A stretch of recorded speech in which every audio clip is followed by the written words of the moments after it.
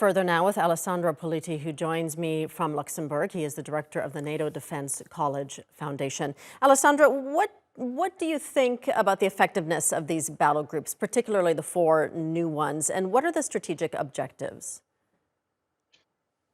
The strategic objective is deterrence. It's the first thing that has to be done. It has been done during the whole Cold War. It has been effective. So, of course, if it would be, if you have the hypothesis of a direct Russian attack on our borders, these would just be tripwires. But the planning is to reinforce them quickly if the situation starts to be worse, which for the moment is quite improbable, but it is important to signal the cohesion of all the 30 allied countries in deterring any possible threat to the countries members of the alliance. So this is their strategic function.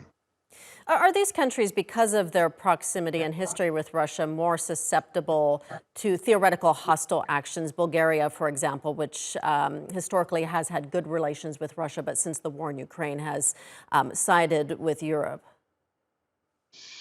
Not really, because they are all part of the Atlantic Alliance. Europe is, distinct from the alliance. It's another thing. So the moment they became NATO members, they have chosen quite clearly where they stand. And frankly, Russian forces have so many problems now in Ukraine that it's rather difficult to envisage that they would like to find other problems outside Ukraine for the moment.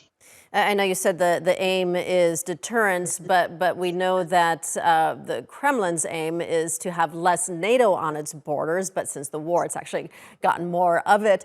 Is it likely, though, to be seen as a provocation by Putin? Well, one thing is propaganda, one thing are facts. Before the illegal annexation of Crimea, NATO didn't station permanently any troops in a number of countries that before belonged to the Warsaw Pact. That's a fact. And even now, these troops are stationed not on a permanent basis, but on a rotational basis.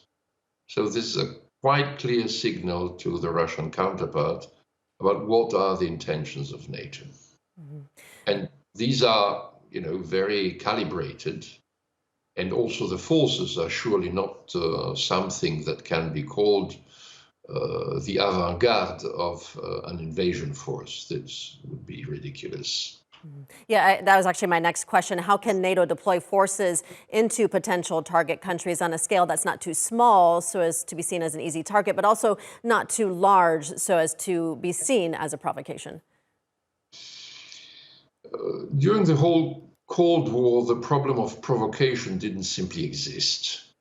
In Germany, where there were divisions of troops, both German and Allied ones, and a very consistent number, and the Soviets knew that they were deployed in order to deter from an invasion by forces that conventionally were much bigger than the NATO ones. And yet, this deterrence worked. Of course, not only on the conventional side. This is evident. All right, we'll leave it there. Alessandro Politi joining us from Luxembourg. Thank you.